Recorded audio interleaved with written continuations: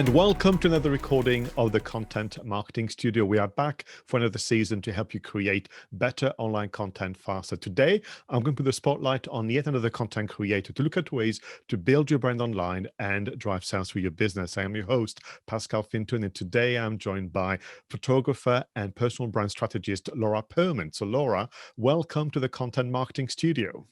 Thank you so much for having me today, Pascal. You're very welcome. Now, let me ask you two important questions at this moment in time. Where are you and how are you doing? Oh, they're lovely questions to start a show. So right now I am working from my home office, which is located in Jarrow, South Tyneside. And today I'm actually not too shabby. I skipped lunch, which usually would mean I'm really hangry. But so far I'm kind of smashing it. You know, you have those days where you have quite a tight schedule. Everything's still on track. You know, we're in mid-afternoon at this point of the recording. So I feel like I'm going to finish today and be like, yeah, did a good one today. No, absolutely. You know, we need those small victories at this moment We in time. totally do. But just to build on that, approaches to our viewers and listeners, we're going to kind of talk about, appetite and sleep. But I find my kind of appetite is all over the shop. Some days I can eat very little. Sometimes I'm just kind of gorging on food, and my sleep is the same, really. Yeah, well, I was definitely one of the first people, I think, to gain a stone in the first lockdown. No problem. I was cracking open beers at like 2:30 just because we were in lockdown. And this lockdown, this second lockdown, I have a membership with Noom. I don't know if you've heard of that, but I I found have. it's really, really good. And we're nearly at pre-lockdown weight. So we're making progress. No, super. So we're going to have a great conversation with you, Laura, today. So for our viewers and listeners, reminder that Laura is the founder of Pearman Photography. She's also a public speaker talking about visual strategy and ways to inspire self-confidence. She's also the creator of the hashtag Love Your Selfie 5-Day Challenge. She's a creative blogger. She's also, which is one of the reasons she's here with us today, the host and producer of Moi TV. Lots to talk about, Laura, but let me begin with essentially your claim, which I think is well justified, that you can help somebody pull together career-defining photography if you are an ambitious business owner. But how do you do that during lockdown? Well, the short answer is you don't. But it's something that I've definitely struggled with. So I know it was really interesting to see how lockdown and this pandemic affected the photography industry. And that was something, you know, I was obviously very emotional when it all happened. I thought, right, well, where the hell is my business now? But it was very interesting to see how different photographers adapted. So we had that instant surge where people were doing photo shoots through Zoom, or you could have this virtual photo shoot where you're telling somebody, you know, which angle to point the phone at before they take the shot. And I thought that was really clever. It was ingenious, but I knew that if I did that myself, it would jam against my brand, and not in a good way. Jar is probably the better word to use. I pride myself on being high end, so high value, high quality, and trying to trust somebody's 8-year-old to hold a phone, it just wasn't going to fly for me. So I made my decision quite early. I can't do photography whilst we're in lockdown. You know, I like to travel to very new countries all the time. I love the art of location scouting. I love having a large crew with me, and all of those things were not going to be able to be done safely. So for right now, that stuff's on hold. Hopefully, I'm doing my 2021 content plan right now. I hope that by the second half of next year, we would have some solid ideas about when we can go back on the road. But for right now, it's all on hold. Okay, so how did you actually feel at the time differently? How do you mean? How did I feel when So, it all happened? yeah, when essentially you like all of us, you regain enormous amount of hours a day and days a week. So what have you done with that extra time given to you? Okay, yeah. So the first 2 days I cried on and off for 2 days straight. Then I bought all that beer. I just told you that I drank in lockdown. But then I thought, right, well, I get this feedback. One of the common testimonials I've had in the last 5, maybe 7 years is it was more than a photo shoot. So I thought maybe there's a book in that. What do people mean when they say that? So I set up 35 phone calls with people who I've previously worked with, either directly in a photography subject capacity, or people who I've worked alongside with for shared clients. And all of those phone conversations were like exactly like how you started the show, actually. Where, like, how are you? How is your business? And then, I bring people around to say, do you remember when you said that thing about how it was more than a photo shoot? What did you really mean? And I was able to establish by about 10 or 12 phone calls in that it was to do with my understanding of brand and my previous background in marketing and public relations, but using those in the medium that is photography. So people were saying, yeah, you're really forward at just introducing people. You're very natural at that. You know an awful lot about the influencer world. And you're really good at coming up with creative ideas that are rooted in brand. So we know that you can do that in a photo shoot capacity, like telling a story in an image, but surely you can do that in other ways too. So I was able to kind of center around, by the time I got to calls like 15 through to 17, I was saying to people, how do you understand it when I say the term brand management? Some people did, some people didn't. And I came away from that with work. So of those phone calls, those 35 phone calls, I picked up 3 clients. People were on the phone. They were like, hey, if you can do that for me, yeah, like send me a quote. So that was amazing. I had money that I could pay the bills and live off of. And then I started building on that even further. So I've I'm at the point now where I've developed this brand audit service, and that's like a standalone service where I do Inspector Clouseau investigation for about 3 months on a person's business. And it's the entire business that I research with a view of how is everything that you're doing affecting your brand, and where are the gaps in the way that you're building your brand. So we have that now as a standalone service, which I'm hoping to be promoting next year.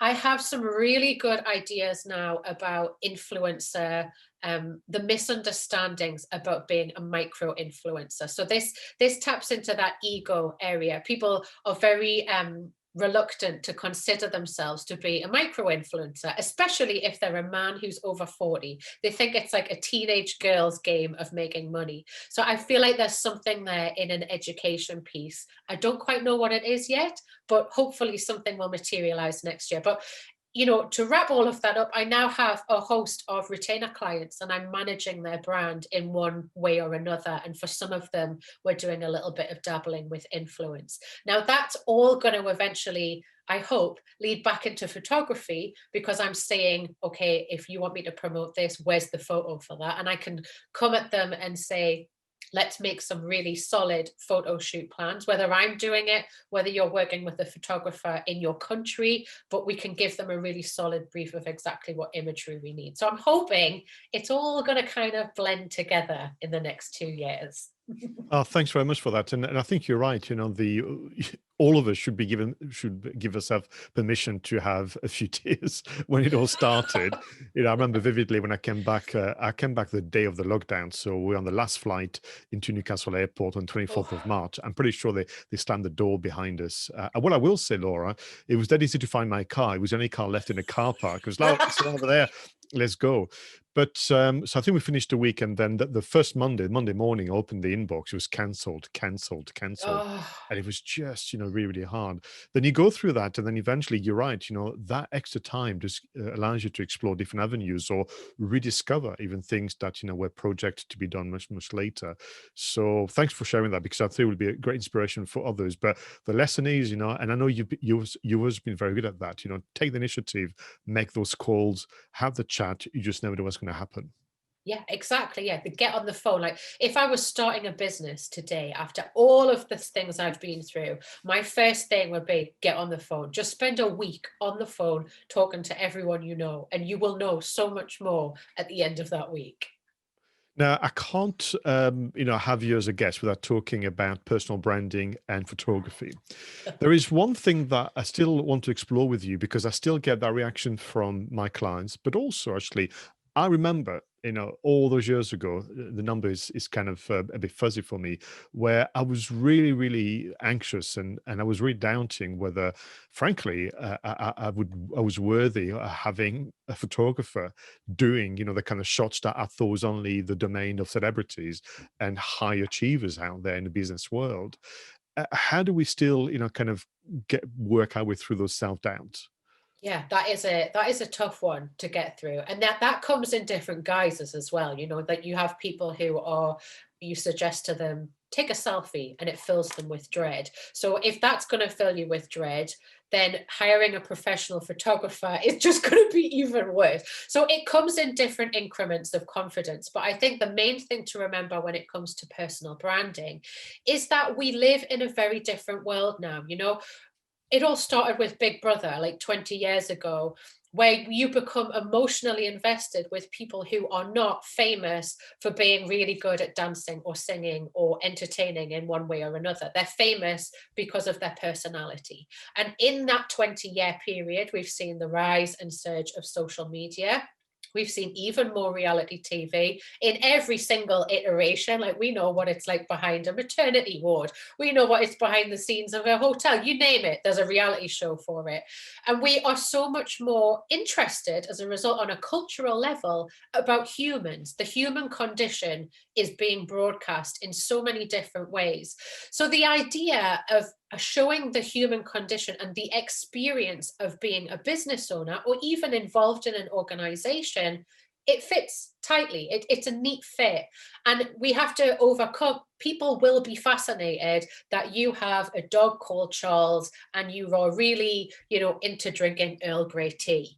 These things are interesting personality traits. And because we are programmed in such a mass way to be emotionally invested in the human condition, it would almost seem odd for you to not include those human elements when you're talking about a business. That faceless business that does something with who knows how many employees and who knows what they look like, it would be odd. And we've got to the point now where it's an expectation.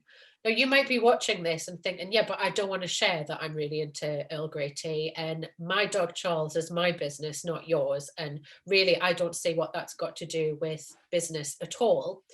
Now, I would say the way that you construct your personal brand is where a lot of people go wrong. You have this perception that you're supposed to become one of the Kardashians, where you're documenting everything, like you're going for groceries, going to the doctor. No, that is absolutely not what a personal brand is.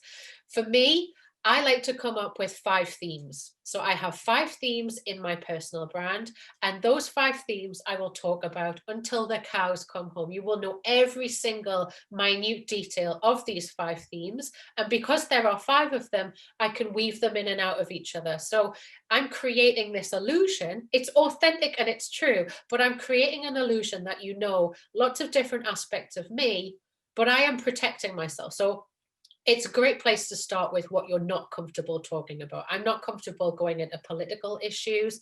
I'm really not comfortable talking about religion.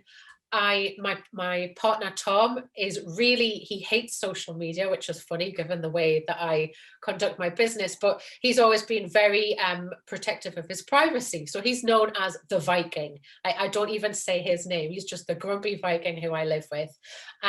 But he's not in the themes, is the takeaway. My relationship, all of that business is off limits. I think if I were to have children, same. You're not learning about them. I want to protect their privacy. Coming up with the list of what you're not comfortable about talking about is a great way to start the list of what you are comfortable talking about. So my 5 themes, let's see if I can remember them. I hope I can. Cocktails, living a vintage life, Suki the cat, traveling addiction, which is obviously not being fulfilled at all this year. And the other one, oh gosh, I knew I was going to do this. The other one will come to me in a moment. So yeah, I talk about these things in lots of different ways, but the idea is my social media feeds are filled with these personal stories with then a call to action. So like, if you relate to this, maybe go watch this YouTube show, or if you can understand this, go do this, or give me a like. So it's the story comes first now, and the call to action comes second. If you're still spouting in your content that you are fully insured and you have 20 years experience of being a registered company, it's just not going to work anymore. We have to have that element of personality. I actually have a freebie, a download, where you can work out and navigate your 5 themes. We can put a link to that if anybody's thinking about Yeah, we will. exploring Thank that. you. No, smashing. And I mean, how long does it take to come up with the themes, or can you go and have a few attempts at it and until you're happy with them? Yeah, this is, making the decision is a thing that we struggle with. But the way that I do it in the workbook is you kind of hash out 20, and then we work together on narrowing those 20 down. And it might be that you want to mix and match a little bit. Maybe you want to play around with 10. But when you start getting tighter on your content theme, you are able to hone in on the 5. You maybe want to split test it. Maybe you have a cat and a dog. You want to see of your followers who likes what best. So you put out posts about both of them, and then after 3 months review it and then make the final call. You can be very methodical about the way that you do it. I think that there's a very big misconception that being authentic means being an oversharing reality star, and it doesn't. No, and I think if you go back to what you said earlier, as you can tell, I'm making notes, this idea of, sharing the experience of being a business owner. I love this sentence. And then within that, to weave, the themes and the storytelling elements so that it just becomes more engaging and more enjoyable. And you start, by what I would call the exclusions. So what will you exclude from your storytelling because simply you're not comfortable, or you can't tell that there is a relevance, and then you can focus on the other.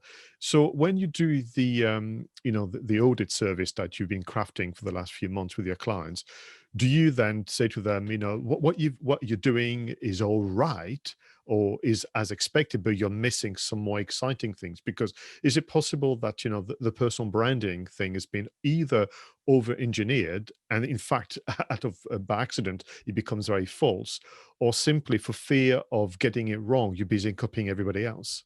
Yeah, that is very much something that should be reflected on a regular basis. What I've noticed with a lot of the people that I'm working with is they're experiencing rapid growth. So they've gone from being like the one-man band to now having 10 different specialists who are working for them in a virtual way.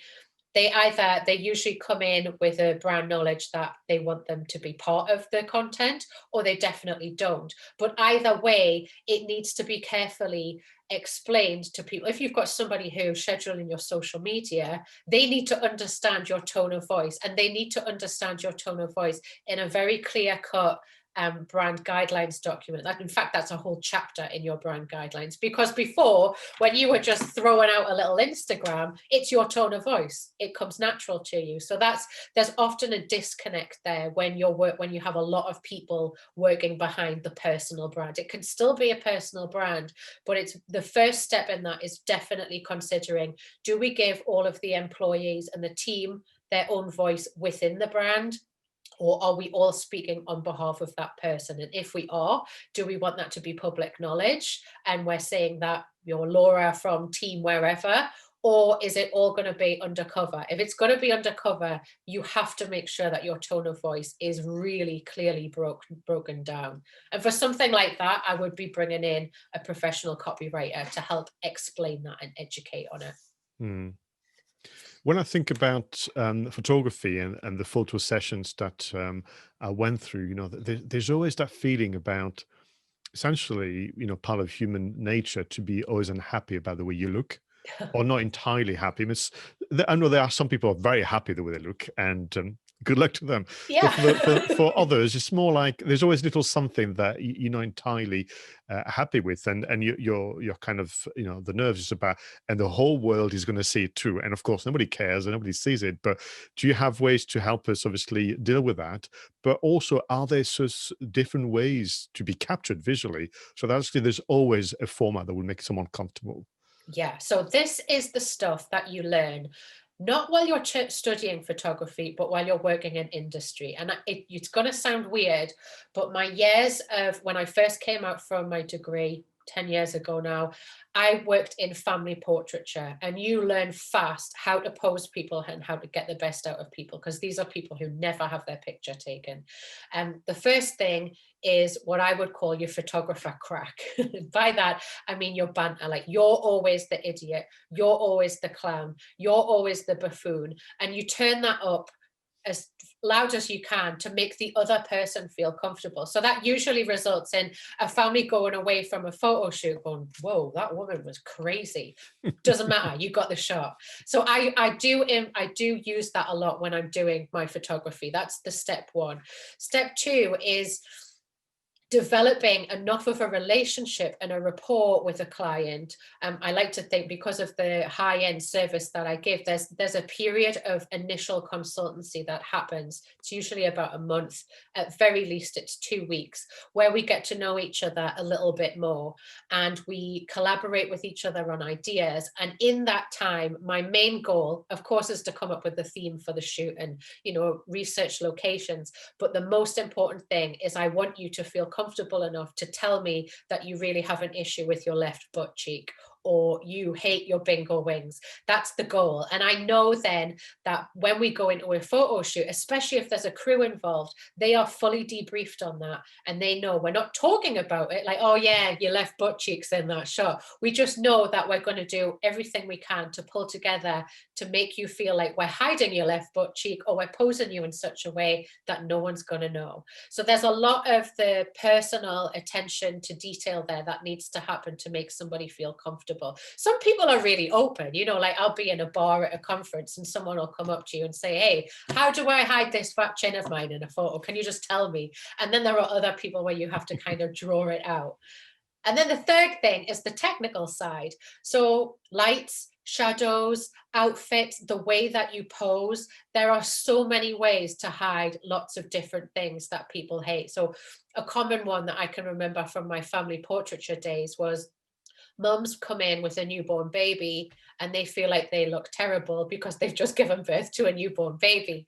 The easiest way to help them is to position their baby in front of them and have them lying on the floor. So everything below here is hidden because there's a baby there and you've just got your face. And then you can angle your face in so many different ways to take off any jowls. Then, of course, there's Photoshop. But you learn all of these skills when you're a working professional photographer. And I think, it's about getting down to the crux of what your personal misgiving is. And you should feel like you're in a comfortable place with your photographer before the photo shoot, that you can tell them. If you can't tell them and you're really scared about it, then you should maybe think about delaying the photo shoot or finding someone who you do feel comfortable with. Thank you very much. You mentioned several times, in fact, as part of your themes, locations. I know that with your work, you do actually find ways to bring location in as part of the storytelling. Have you got some recent stories or examples you can share with us? Oh, that's interesting. So there's a few little hacks that I have about location. So if you're doing a whole day photo shoot where you're looking to get about 50 images, it's much more effective use of time to find a place that has multi dimensions. And places like that are usually hotels with grounds, or like spas are really good places to use, or places of like historical importance. I did a shoot once at Bamburgh Castle. It was a nightmare to get the permission, but we had the benefit of the castle, the different rooms within the castle, the exterior of the castle, and then the landscape, because it's right on the beach. So we could then go down and do some beach shots. So one of my recommendations with location scouting is looking at the surrounding geography and determining you don't want to spend a whole day on a photo shoot in the car. That's just a waste of time and money. You want to be in a place where you can go from one location to another with like just a 10-meter walk. That's the ideal. The other side of location scouting is to get really geeky really fast about the weather. It's so boring. I have about 7 weather apps on my phone. So when I am in shoot mode and I'm leading up to a shoot, I am incessantly checking the weather on all 7 apps and then working out the average, because they all say something different of what we can do, and having a rainy day plan, or if it's forecast for snow, are we going to try and shoot through it? If we are, does the whole crew have thermals to wear? Are we going to make sure that we're safe? I've been on a lot of crazy situations where the weather has gotten the better of me. So you learn through experience. Yeah, we all did. Interestingly, recently I was commenting on someone just launched a YouTube channel and a new vlog series, and I was joking saying they've chosen the coldest day in the northeast of England to do the first recording, but they're going to have to learn the hard way like everybody else. Yeah, yeah, you need the extra pair of socks. You need a thermos of something hot. The other thing to note with weather is light. So, learning the right times of day to shoot, that can be very tricky when you're shooting abroad. You don't know the strength of the sun. So the sun might rise at 5:30 in the UK and in Spain, but the coloration and the level of that light is going to be quite different. Again, that comes with experience. But there are lots of really cool apps that you can use. And, Google Maps is one of my favorites. You can drag the little yellow man and take a look around in the map. You can try and get photos from that exact location at different times of the day to get a good reading of what it's probably going to look like. Mm. You know that listening to you reminds me about this all business or personal branding. That after all, one should have fun with it. And I just love location scouting. A bit for me, it would be for moving images. But the other thing is, for our viewers and listeners who are thinking of really immersing themselves in their personal branding and storytelling, it's back to this idea of try and be different. I mean, we've all seen the shots of people crossed arms, in front of the building or in front of the field, whatever. And I think you're right. Every element, in the photo, whether it's in the foreground, middle ground, or background, have to contribute to the story. Yes, 100%. And that story doesn't have to be the perfect, glamorous story either. I think, as entrepreneurs, we know usually when you're starting off, if you have an office, you might be the person doing the hoovering, for instance, as well as putting the bins out and running the business and doing the books and all the rest of it. Documenting a little bit of that, it's not going to chip away at this perfect, shiny exterior. If anything, it's going to endear people to you, especially if you're working in a business to business environment. Other business owners are going to be like, yeah, I do the hoovering as well. I can't believe you did a photo of that. No, absolutely. So listen, I'd like to move on to a different subject, albeit related, which is what I've just mentioned a moment ago, moving images. I want to talk to you about Moat TV. What So TV? actually, thank you very much. You've just done, the right sound for our podcast listeners, MWAH Moi TV. So I want to start from the very beginning. How did you come up with the idea? How did you come up with the name? How did you go back creating the content? And then I'll ask you more questions about it. Okay, so I came up with it the first time I went to Social Media Marketing World, 2017. I came away from that after having my ass handed to me on all things content creation. Like I was fully buzzing. I couldn't believe it. I came back and I was like, right, I'm just going to do a YouTube channel. So I did. I set up, I used to have a pop-up backdrop rig and I did it in front of a window in my old office, in my old house. And I didn't do any of the things that you're supposed to do. I just thought of 10 questions. I got in touch with 10 friends and I said, if you ask this question, put it in your own words and then I'll give you a hanger. I thought, I'll be like Gary Vee. I'll do a question show. Easy. Filmed it all, edited it all myself. Didn't even realize that there was a thing called rev.com where you can get your captions. So I used to sit and type it like a secretary, all of the long way around. And guess what? It tanked. I did 12 episodes. I killed myself doing these 12 episodes and they didn't rank at all. I thought, well, I've done everything. I've got people involved. And then I thought, yeah, I'm over it. I'm not interested in this anymore. And I left it for about a year and a half, maybe 2 years. And then I thought I could see people that I knew in my network who kind of started at the 2017 mark and they were doing really well. Well, maybe I'll give this another try then. So I did a little bit more homework this time and figured out, okay, if you repurpose a blog, if you do some solid keyword research, if you think about an arc for the show, take an inspiration from the people that I knew on the way that they did their format. And I went into it. And I did a whole year of creating an episode every single week. And oh, Pascal, it was like running a marathon every week. You know what? It's like you have great weeks, you have busy weeks. But I had left most of it till the last minute. So I was in a position then where I got into a habit of batch creating like 4 recordings. Then I would edit the whole thing myself, do all of the back end stuff. So the promotion, the blog creation, the captions, all the rest of it. But then we noticed that we were getting quite a lot more viewers. We were performing better in search because I'd paid somebody to help me with the keyword research. But it's so unsexy, isn't it? But that is the truth of YouTube. You've got to do your keyword research. It makes such a difference. Now, then when lockdown happened, I took a break. I took a big break, and I thought, I think I said at the top of the show today, I wanted to see how the rest of the photography world responded to lockdown. And I was in a few business meetings with friends who are also photographers all over the world. And we were all kind of like on the side chat going, yeah, well, they don't understand, like our whole business is gone. And I was in a chat with my mate, George. So he's a New York City based photographer. And we had made plans. He was going to come over in April to the Atomic Conference. And he wanted me to give him like a little tour. We were going to geek out together with cameras. And I was going to take him around the Northeast and we just do some pictures.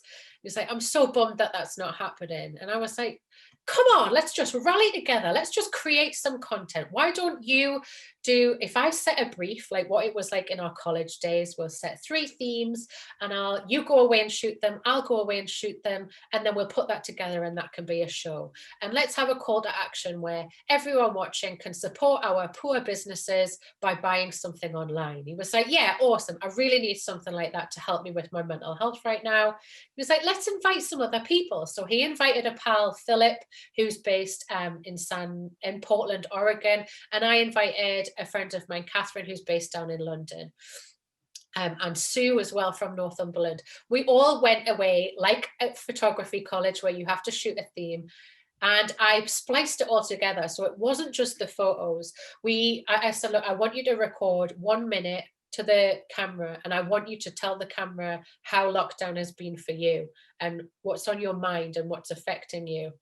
Well, Pascal, this show was amazing, but it took me like a whole week to put together. I felt like I was one of David Attenborough's like assistants, put all these different pieces together. It was so complicated, but it had such a powerful impact. So after recording that and making that and putting it out, I was really, really tired, and I genuinely didn't know where these 35 phone calls that I was doing at the same time were going to lead me to.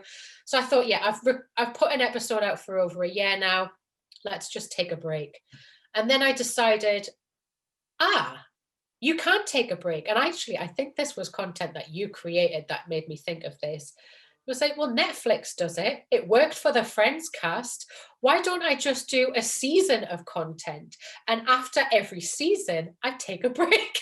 It's like this light bulb moment went off in my head. So now I am proud to say, after those years of journeying with this, we're in a lovely pattern now where we have 15 episodes that are batch created, and then over the 15 weeks that goes out, and then we have an 8-week gap, and then 15. We're just planning out next year's content for that. But it's been a lot of learning by error, trying to think that you can wing it. Another big tip that I can talk about is writing scripts. I am not a script girl. I've always been able to wing things. I'm the kind of person who can have a few notes written on a post-it note and do a show like this. It's fine for me. But I realized if you sit and write a script, you get your keywords in what you're saying in a natural way. And it's also a very effective way of keeping things tight. You don't need to talk for 10 minutes when you can talk for 3. Go for 3. So that's been a lesson. Thank you very much. So what is interesting is you almost become an example of what I talk about in video marketing, which is the evolution where people start by creating what I call singles, which are almost like one-offs as they're trying to discover how it all works. Then they move into what I'm going to call series, and they realize that seasons are much better. So the 3 S's that I use in my presentation. When you work with your friends, so just for our viewers and listeners, you had this wonderful title of Life in Lockdown Photography, the hashtag creative contagion. And then you had obviously that. Can we talk about, the production? So you sent the briefs to them, they went away and did essentially their own recordings, their own photography. Then literally for me, it was like a documentary. As you may recall, I gave you a shout out on the 2 Geeks in the Marketing podcast, because frankly, I was blown away that someone would do that to themselves. It's like, Pascal. I just said, well, that is a lot of work. I know. So no, it was great. But I'm curious about, again, you essentially became the self-appointed producer. So how did you manage all that, and how did you bring it all together? Well, I knew straight away that working with photographers was going to be like herding cats. Like I went to college with a bunch of photographers, and we are really flighty, flaky people. We just are. We're like makeup artists; they're the same. So I thought, right, I could really set myself up for a problem here, getting all these people who are like, yeah, no problem, I'll shoot 3 images for you. So I'll be honest, I went out to more than the people that have shown up on the fact. There's like, I think there's 2 episodes where we've done that collaboration. You could probably double the amount of photographers that I approached. So I know that just from experience. And that's actually something that I think you learn when you're directing photo shoots. So I will hire a makeup artist, but I'll have 2 on standby who know that I might be giving them a ring. It just comes with the territory, I think. So yeah, they all had a very detailed brief, and then it involved an awful lot of trying to herd cats. So little DM messages, hey, your deadline's coming up next week, is everything okay with you? Giving people every opportunity possible to let me down. And then eventually getting the content from them, but being very, very clear. I want this given to me in a WeTransfer document. In that document, this file will be named your name, voiceover for. So like all of those things, those little time suck things are very clear and then ironed out. But it was still a considerable amount of time, even when people followed those rules. And did you have a storyboard of sort, or did you have a structure already, so you knew at the editing stage that what it would look like, or did it reveal itself as you received the assets? I probably did have a storyboard in my mind, but it was just in my head. Like I thought, okay, if we're doing 3 images, open the show, I tell people what's going on because this is a very unusual episode for me. Let's do an introduction. So that's 30 seconds. Meet this person, they're real, that person, that real. Then we'll do theme 1 and I'll put my image last. But the key thing with it was the way that we do it in different media, right? So when I would get people to do like a voice bubble describing their image. This was a thing that I remember from being a kid. You'd watch the Tony Hawk show on television and he would talk, like you'd have the music in the background and he'd talk about the image. It's like Bob Ross. So while you're looking at an image, like in a gallery, having somebody explain to you the mood and the way that they've been affected and why they put that there is so much more powerful than just going image with music on it, image with music on it. So I knew that I wanted to have that multimedia experience and yes, create it for YouTube first, but then I knew that I needed to take the sound and have the text of what the person was saying so that the blog was interactive and multimedia. You could press play and listen to them telling you about it, or you could look at the image and read what they were telling you about it. That was way more complicated than I thought it was going to be. That took a lot of time. No, but it was an ambitious project. But I think talking about seasons and content is going to help promote your business moving forward. Now, there is a reason, I wanted you to talk about this particular series, and now can reveal why. It's because pretty much you have making my life easier when I want to try and describe to people what video marketing is all about. Because I think that we need to move on from, which are to be used, the video case study, the video testimonial, the video, the promo reel, whatever. What else can you do when it comes to video marketing? And well, a photographer is going to tell us exactly what to do by doing this documentary style. I'm going to call it almost, it was your own version of photojournalism or video journalism, but with using contributors. And I think for our viewers and listeners, I would encourage you to consider becoming almost, the instigator, the person who's going to essentially have others to contribute to this masterpiece. Yeah, co-content creation is definitely, I mean, like I tried that out when I did my first Gary V ripoff show. And I thought, well, if someone asks me a question, of course they're going to promote the life out of this. But actually taking it to the next step and imposing upon people to be a contributor on your show, it's great for their influence. And when they've really been showcased in an authentic way, they are going to shout about that from the rooftops. That's another thing I didn't mention actually about the production side of this. I knew that I wanted all of the photographers involved to promote the show in a very specific way. So I was incredibly bossy and anal about that, but that was what got us a lot of views. You know, we knew that depending in what time zone that photographer was, they were going to take the torch and shout about it, and we were all going to share that post. Then we move into the next person's time zone. The shine of the light was on them. We'd repurpose their post. It was very militant in the way that we organized it, but that's the beauty of getting people to be co-creators. You can hand around that chore, which feels like the last thing you want to do when you've created a piece of content like this, is shout about it in a really orchestrated way. No, thanks. And I think you're right. There's an evolution there from being a guest contributor to being a co-creator, and I think that there's an element of ownership as well, which is very, very helpful. So again, I'm addressing you, our viewers and listeners. This idea of no matter the sector you're in, there is something you can document. There's something that you can obviously showcase, and back to obviously your expression of the human condition and the experience of work in your industry. I think that's exactly where content marketing needs to be going. So Moi TV as a channel, there are obviously what I'm going to call the documentaries of co-creators. You've got interviews with experts, and you've got your solo shows as well. But one thing you do is you also, as I am, a keen curator. So you have some playlists on Moi TV. Some of them are to do with cocktails, which will not surprise people who've been listening from the beginning. But also, you're happy to curate content from other content creators. Yes. Now, this is something that I picked up when I was learning the hard lesson about keywords. So all of those playlists have been keyword researched. And this is something I know you're passionate about, Pascal. I think I probably made a note at one of your talks and thought, yeah, why am I not doing that? But I have one on wild creativity, for instance, and it's the kind of thing I'd throw on in the background and listen to myself when I really want to be G'd up. So before coming on a show like this, for instance, and I want to be higher energy than normal, it's the kind of tunes I put on, but they're really weird videos. The kind of thing, like I've got one of Verushka, who was a model who got into surrealist art in the 60s, and she's like dressed up like a rock. It's really weird stuff. But I like to think that those types of creativity reinforce my approach to creativity. So if I was to meet a stranger, I'd say, yeah, check out my YouTube channel. And actually, speaking of this, there's a playlist here called Wild Creativity. Take a look. We can talk about it. It's a talking point as well. But the beauty of that is having, say there's a Herbie Hancock song, and it's the video, a black and white video of Herbie Hancock jamming out with the weird tunes.